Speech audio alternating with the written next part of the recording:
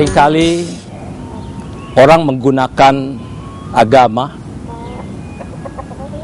untuk justru menindas sesama. Ada juga yang belajar agama, kemudian malah jadi tidak peduli terhadap sesama. Ada juga yang belajar agama, menguasai agama, tapi cuma untuk kepentingan dirinya sendiri dan tidak peduli sama sekali terhadap mereka yang menderita dan yang mengalami diskriminasi. Tapi firman Tuhan ketika Anda dalami akan mengatakan,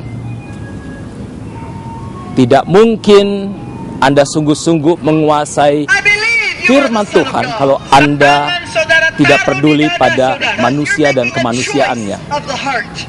Sekali lagi, inti firman Tuhan adalah mengangkat manusia pada kemanusiaannya.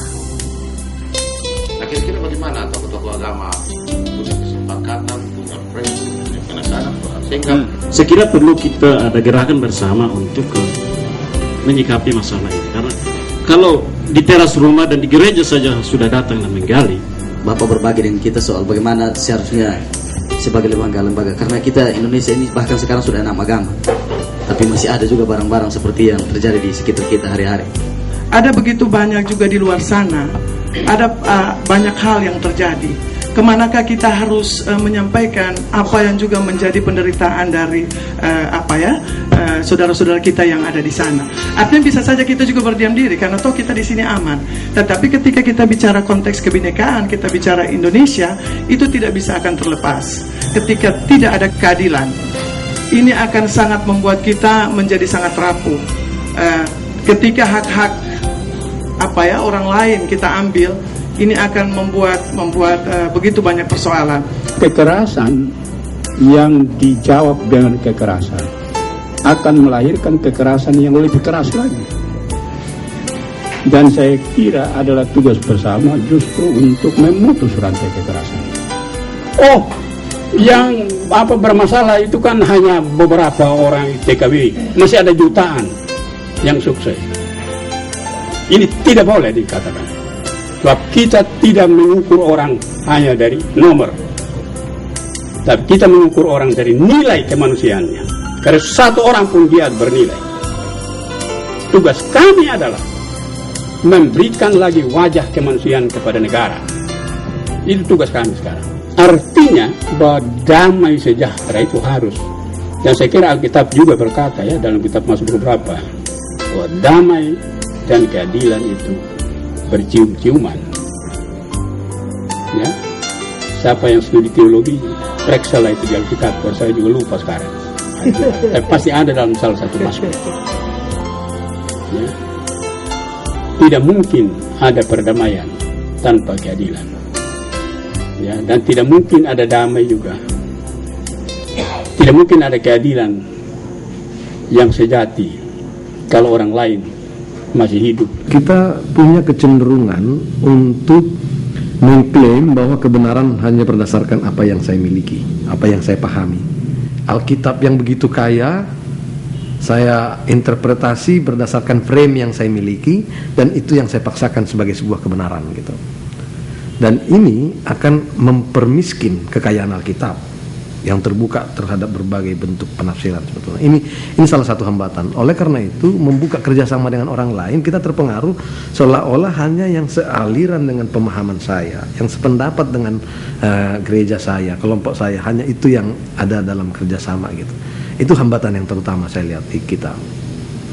Hambatan lain adalah ketidakmampuan kita. Dan ini juga akibat dari itu. Akibat dari itu adalah juga ketidakmampuan kita membuka diri untuk berdialog dengan kelompok-kelompok lain, termasuk dengan yang berbeda dengan kita. Ada juga hambatan eksternal, juga masih ada saling curiga di berbagai kelompok masyarakat di dunia ini. Kehadiran gereja juga acap dicurigain, misalnya di berbagai tempat. Ketika gereja berdiri untuk pusat ibadah, selalu dianggap gereja itu pusat kristenisasi. Kalau gereja mau kerjasama dengan kelompok lain, memberikan bantuan ini dalam rangka memanusiakan, seolah-olah dianggap ini bagian dari kristenisasi. Ini juga mungkin karena ada sejarah masa lampau atau ada perilaku kita yang memang barangkali disalahpahami, mudah disalahpahami begitu. Oleh karena itu gereja harus jujur gitu. Untuk mengatasi ini semua, tidak bisa gereja memperlakukan di dalam dia bersikap begini, oh kalau internal kita begini, eksternal kita begini, itu tidak jujur. Internal dan eksternal kita harus berlaku sama, bahwa kita hadir buat semua orang, memanusiakan manusia tanpa pretensi apa-apa. Jangan ada pretensi, ada agenda terselubung bahwa dengan memperjuangkan hak asasi manusia, dengan memanusiakan manusia, kita berharap dia akan menjadi warga kita, warga gereja saya. Itu yang membuat orang menjadi sulit menerima kita. Jadi saya kira banyak hambatan yang lain, tapi yang dua ini menurut saya, yang internal tadi kita cenderung menganggap diri kita paling benar, Allah pun kita frame menurut menurut penafsiran kita. Lalu yang kedua, hambatan eksternal adalah masih adanya kecurigaan terhadap gereja. Yang sebetulnya yang eksternal ini bisa kita atasi kalau dialog diteruskan, kita berlaku jujur.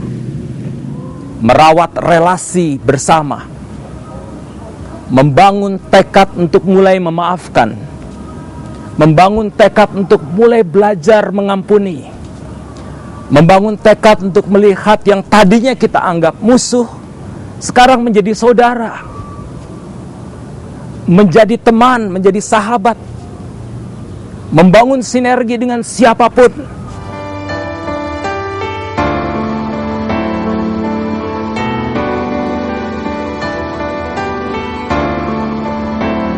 Ku ingin mencintaimu, bukan karena kemurahanmu, bukan pula karena mukjizatmu, bukan karena berkat-Mu. Ku ingin mencintaimu bagai malam yang merindu fajar, bagai siang yang menunggu senja, bagai hujan yang menderus. Ku ingin mencintaimu tanpa satu alasan di kepalaku, tanpa satu penyebab dalam dadaku.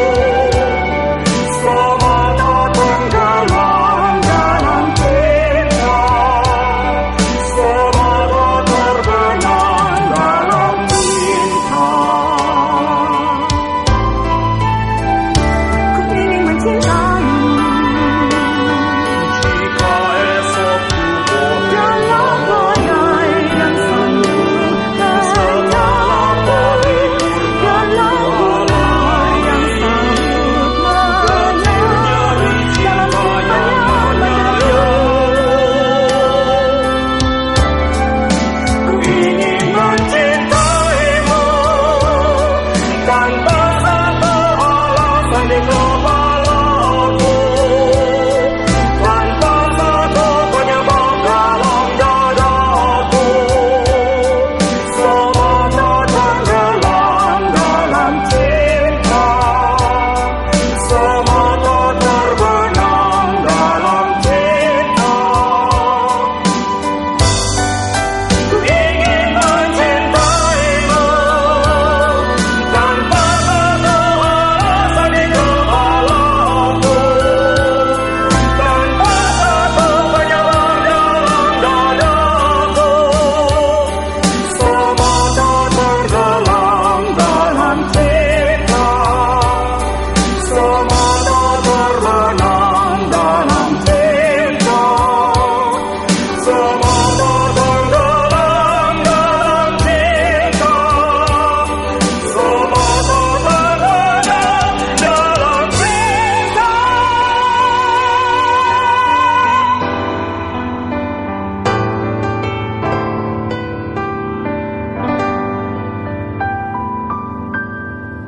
Kita berupaya menggumuli tema gereja-gereja di Indonesia 5 tahun ini, yaitu Tuhan Allah itu baik kepada setiap orang, bahwa kita tidak punya hak untuk membatasi kasih Allah. Allah menerbitkan matahari yang sama baik kepada orang benar maupun orang tidak benar. Kita tidak punya hak sama sekali membatasi itu. Alkitab sendiri mengatakan dalam kitab Pemazmur, Tuhan itu baik kepada semua orang. Itu dalam rangka mengikis eksklusivisme tadi, memperkuat, mendorong lembaga-lembaga civil society untuk bersama-sama memperjuangkan kemanusiaan di Indonesia ini. Kita bekerja sama dengan berbagai lembaga faith-based organization atau organisasi-organisasi kemasyarakatan yang berbasis agama, tetapi juga organisasi-organisasi yang memperkuat masyarakat berkeadapan, masyarakat sipil. Jadi kita mendorong supaya lembaga-lembaga ini makin kuat, karena kalau lembaga-lembaga seperti civil society ini tidak kuat, maka masyarakat akan sulit. Posisi tawar masyarakat dalam bernegara itu akan lemah. Dan ini PGI berupaya menjalin kerjasama, bukan hanya menjalin kerjasama, tapi juga mendorong supaya civil society di sekitar kita ini kuat. Saya tidak mau terlibat dengan cara berpikir bahwa keadaan akan tambah sulit tahun 2012. Kita akan dikejutkan oleh hal-hal yang menggembirakan, yang difikirkan oleh generasi muda di Indonesia, untuk Indonesia masa yang akan datang, dalam menjawab tantangan yang akan kita hadapi kalau kita berhitung kepada 2011. Mengajak mereka yang berbuat salah, tinggalkan kesalahan itu. Mereka yang korupsi, mulai besok tidak korupsi lagi. Mereka yang tidak berbuat baik, besok mulai berbuat baik. Mereka yang kurang belajar, sekolah-sekolah yang kurang belajar, guru-guru yang kurang rajin, besok harus rajin. Universitas-universitas yang belum memberikan hal-hal yang baik, hasil penelitian dan lain-lain buat bangsa ini, berikan mulai besok hasil penelitian yang baik untuk membuat bangsa kita ini maju.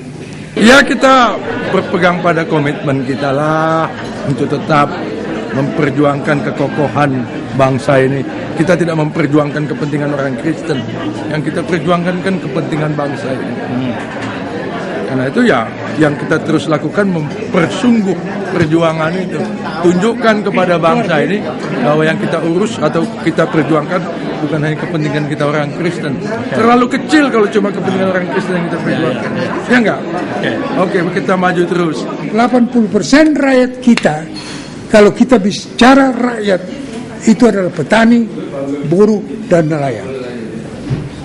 Kalau kita mau memajukan rakyat kita, petani harus makmur, buruh harus makmur, nelayan harus makmur. Saya mengajak gereja-gereja di Indonesia dan masyarakat Indonesia umumnya untuk bersama-sama kita memasuki 2012 ini dengan sebuah resolusi baru. Pertama, bertekad untuk bersama Tuhan memanusiakan manusia tanpa batas-batas dan tanpa pretensi apapun. Gereja hadir mewartakan berita kesukaan bahwa Kristus menyelamatkan manusia, bahwa Kristus hadir dalam rupa manusia. Maka mari kita bersama-sama mengangkat harkat kemanusiaan bangsa Indonesia. Banyak daerah-daerah yang tertinggal sekarang, kita di sana diutus ke sana. Banyak masyarakat yang termarginalkan sekarang, kita diutus untuk membantu mereka, mengangkat mereka. Jangan lagi kita terbelah-belah oleh batas-batas tembok-tembok gereja, oleh penafsiran-penafsiran yang membelenggu kita satu sama lain. Tapi mari membuka diri. 2012 kita tidak tahu apa yang akan terjadi, tapi kita tahu pasti Tuhan mengutus kita. Sampai akhir zaman, Dia mendampingi kita, Dia beserta dengan kita.